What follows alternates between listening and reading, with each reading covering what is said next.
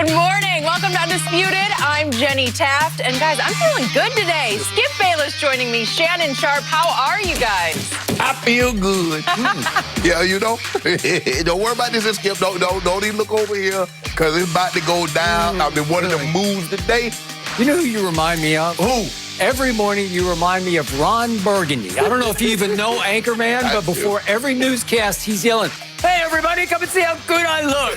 Right? That's Shannon Sharp. Ron Burgundy of Undisputed. Look good, debate good. Really? Debate good, win I'll give good. you the look good, but that's where it all ends. Look good, feel good. Both of you look good. I like the Ron Burgundy mention. Means we're going to have a good show. And we got to talk about the latest with Cam Newton and the Patriots, because new Patriot Cam Newton has a history of celebrating when he reaches the end zone, most notably with his Superman gesture. But a Boston radio show questioned how those celebrations will be received by Bill Belichick and the Patriots, and even suggested that they may not be allowed. Shannon, do you think Belichick will have a problem with Cam's Superman celebrations? No, I do not, Skip Bayless. Coach Belichick doesn't have a problem with celebrations. Coach Belichick has a problem with penalties that may come from celebration. Coach Belichick doesn't have a problem with hard play, smart play. He just doesn't want you to get penalties, because he says penalties beat you.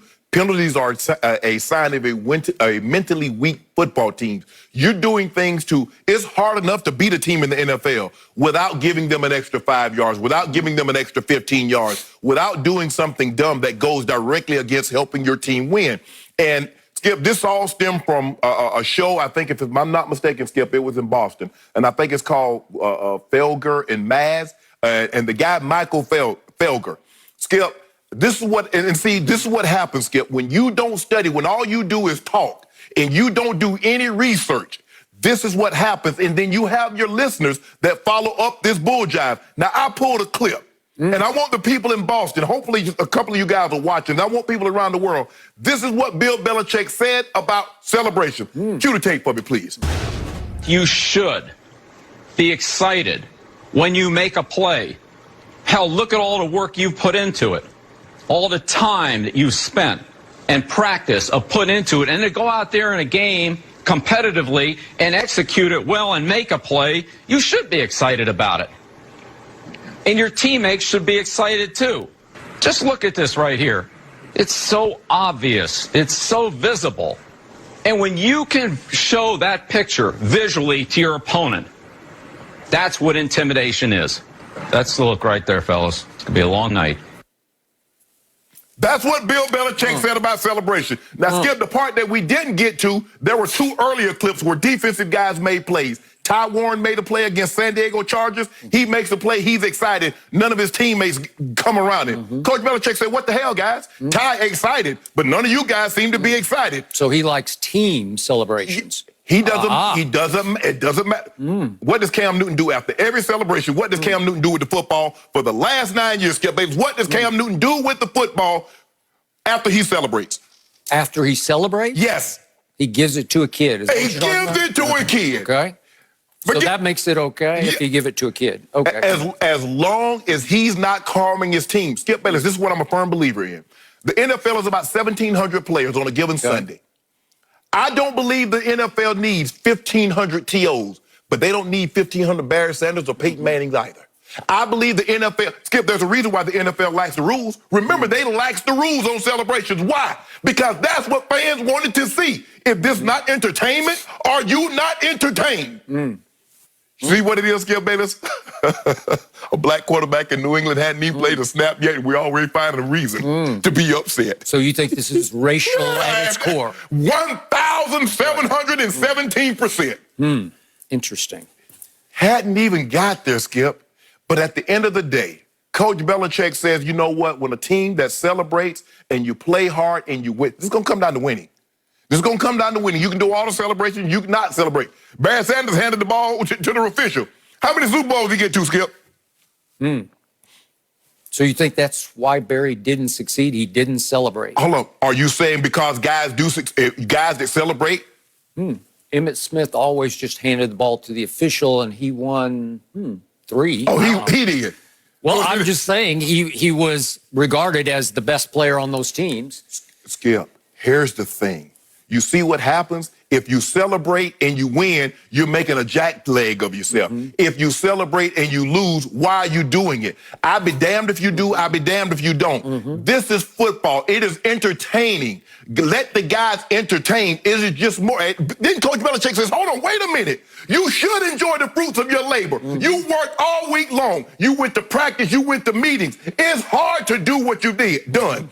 So if I get the ball in the end zone, if I choose to celebrate, hell, if I want to order a pizza, as long as they don't throw a 15-yard flag for excessive celebrations, I don't have a problem with it. How about we get to the season? How about we get to a point and takes Cam scores a touchdown? Let's see what Cam does.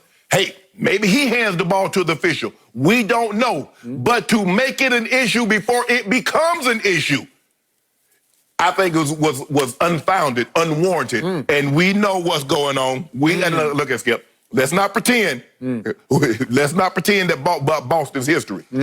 I think I brought that up to you on Monday morning, right out of the box. Better be careful with this one. The history of Boston is so good that their greatest win of all time, when they retired his number, he didn't even show up. How you have a celebration for Skip? You're talking about Mr. Russell. Mr. Russell. Yes, Bill Russell. Skip Bayless is getting a statue built at Vanderbilt University. He's so upset at Vanderbilt University. Y'all go and handle that. Ernestine, you can go, but I ain't going. I would be there. I know you would. Yes, I would. All right, I want to be very clear about my position here. I tweeted about this last night, that it would behoove Bill Belichick. It would be in his best interest if he not only looked the other way when Cam does his Superman celebration, even after a first down. Right. But it would serve him well if he encouraged that celebration, because it's part and parcel of who Cam Newton has always been and what fuels him and fuels his football team. That's what I tweeted last night. It has not been the Patriot way to encourage or to even begin to tolerate what I call signature, individualized, personal, recurring celebrations. They've never had that before. To your point, and that is a great clip about Belichick, there's a new narrative out there that started, yes, I think Mike Florio did it, about how, hey, Belichick's always had guys who celebrate. And there's a tape, if we can see it right now, to go along with you. It's almost the accompaniment to your tape of all the different individual celebrations that we've seen. Oh, that's Gronk. I'm going to get to that one in just a second. The first one was Vrabel. Yeah, Vrabel was the first one. Is that celebration? That's a team celebration. Yeah, there we go. What is that? That's team. I don't see no team. I guess the Minutemen are part of the team now, though. LeGarrette Blount.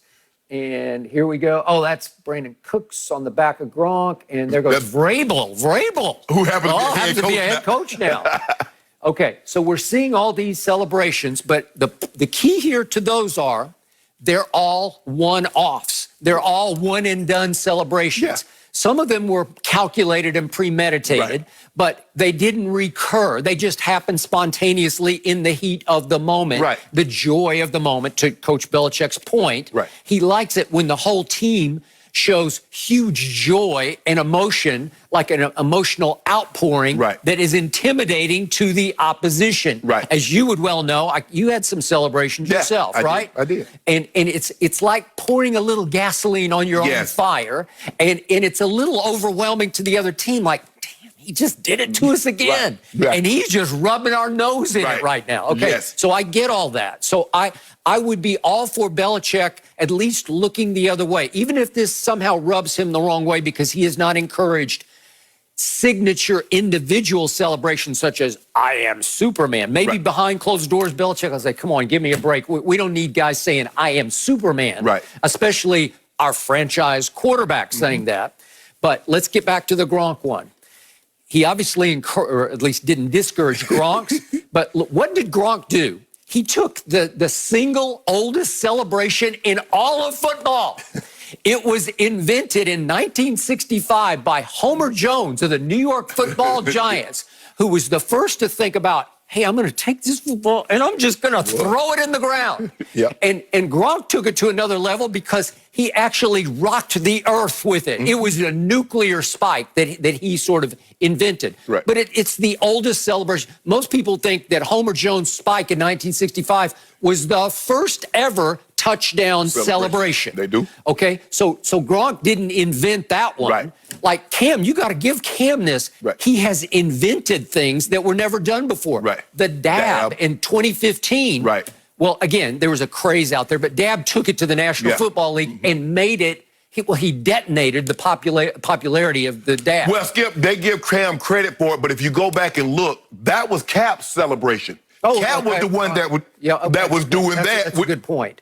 But Cam got credit for it. In an MVP campaign, it took off and it became the signature celebration for a team that got to the Super Bowl. Correct. And you can't tell me that the dab wasn't a driving force for the 15-1 Panthers. Skip, I don't know if people remember this, but when we got to the Super Bowl the first year, we had something that Terrell Davidson, the running back, started it. It was the Mile High Salute. And it was huge. And they still do it to this day. Okay. So, but I always think that those things can actually lift a whole team's psyche. You know, like everybody rallies around that. Like going back to the Bengals in 1989, the Icky Shuffle. And it was so Icky Woods, if you don't remember the running back. But it was so entertaining and it was so clever, even though it wasn't all that complex what he was doing. It was your team that cut out the celebration because you remember the rest.